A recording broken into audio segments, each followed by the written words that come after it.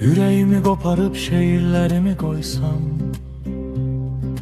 eğer misralar ve misralar eşkten danışsa,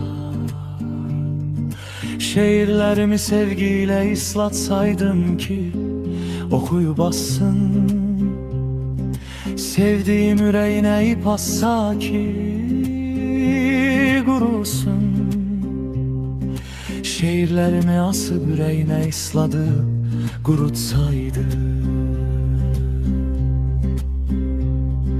Gündüzden yok şerkten şehir yükselseydi, onunla onu isiterdim.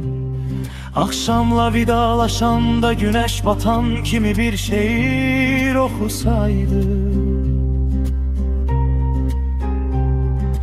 Bütün günü göyden yağan şehirlerle ıslansaydım.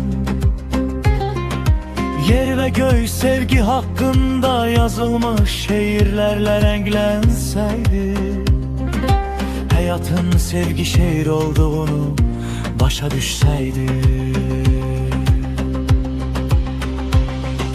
Şehirlerimde aşık balıklar üsseydi. Eğer bütün misralar üzerken sevgiyle sahile vursaydı.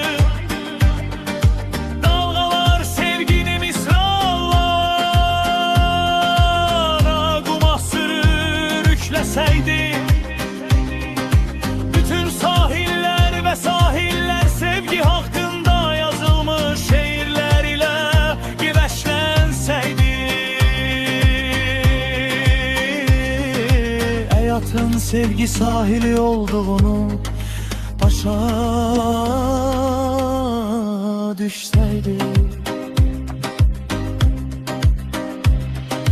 O hemşe küley estikçe şehirlerimi okusaydı. Sevginin ballı dodakları şehirlerimle olsaydı, islansaydı. Her düşen misra eşkin gül yağışıyla yoğrulsaydı.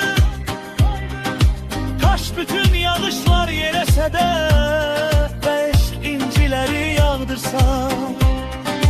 Yaşamaya ve sevmeye geldiğimizi başa düşseydi.